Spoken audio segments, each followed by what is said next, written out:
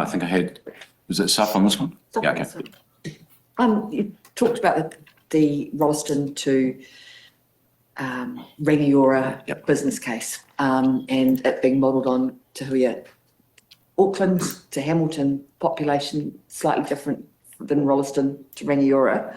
How, I don't want to preempt, obviously, just the very, very beginning of agreeing to look at developing a business case.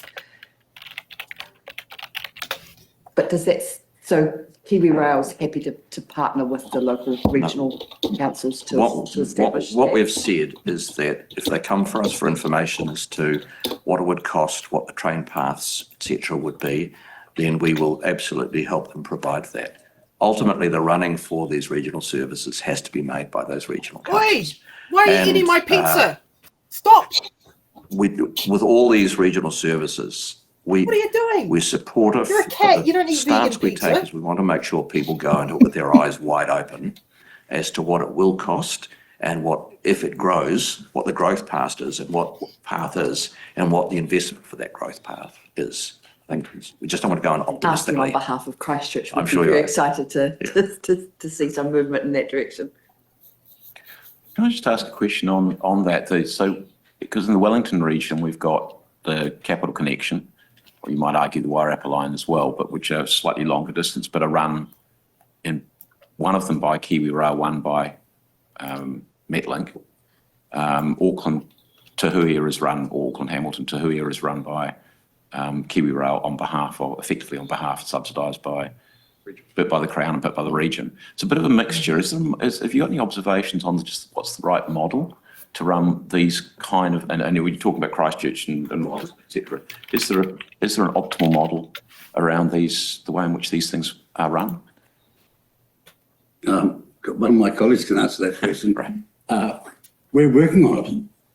That's the reality. We're trying to get ready by the end of this year with the optimal model. That's the MROM model. I think generally, if you have a passenger service which is coming into a centre, it's better that it is integrated with the thing. So it probably makes more sense for something like the Metlink brand to contain the lot. And certainly the investment in regional trains you would see being more likely run under the Metlink brand than Kiwi-Rail doing a bit of it and some others doing the other. So it makes Auckland a bit of an outlier in terms of Te Huia not being run with the AT brand sitting on it, and they've not been terribly supportive of it. It's been Waikato that's driven it. It's like a big smile there. Yeah, it had to get going some way. I think the Te Huia is an interesting one because it is diesel hauled, and that means it cannot fully integrate with the Auckland network as a whole. Basically, it can't go into the City Rail link, and in fact, it stops at Strand. So until you've got something that can actually be part of the whole, you can make sense of it being slightly disaggregated. Okay, so Julian. There was money in the budget last year, I believe, for a business case for electrification of the North Island main trunk and possibly out to Tauranga. Where's that at? Our objective is to bring that proposal back around December.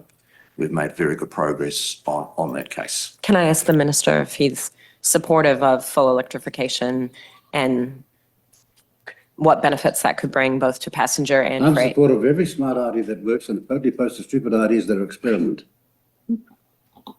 Okay. Typical Winston. Chair. I have a question about how. Now, just for those who are wondering, a bit of context on there. Capital Connection crosses two regional council boundaries, whereas the Wairarapa line is within the Greater Wellington Regional Council boundaries. So that is also part of the reason why the Capital Connection is run by Kiwi-Rail, whereas the run by Metlink and at the moment contracted out to Transdev. It used to be contracted out to Kiwi-Rail, but Kiwi-Rail didn't win the tender in 2015 or 16 when the new tender kicked in. So that's if there's a bit of an anomaly, and if you actually delve into the history of the Capital Connection never received a public transport subsidy until after electrification was extended from Paraparaumu to Waikanai in 2011, and when it hit that point was when its big Waikanai passenger base dropped off, it had to require a subsidy in order to do it. And every single time it came up for renewal every 3 years, you literally had to protest it. I remember seeing Annalise Galloway, then MP for Palmerston North, used to sit there and do that. My then local MP, Nathan Guy, basically never caught the train until it was under threat.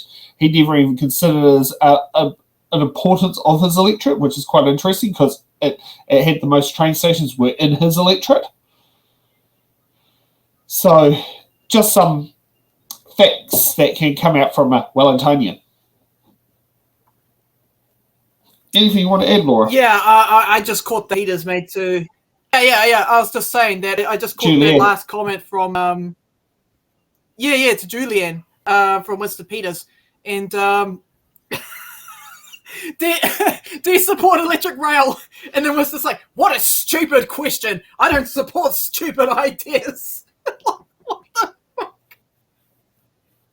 Like, Yeah, come on, even that both New Zealand First and Greens have been wanting what was called the Golden Triangle electrified since 2014.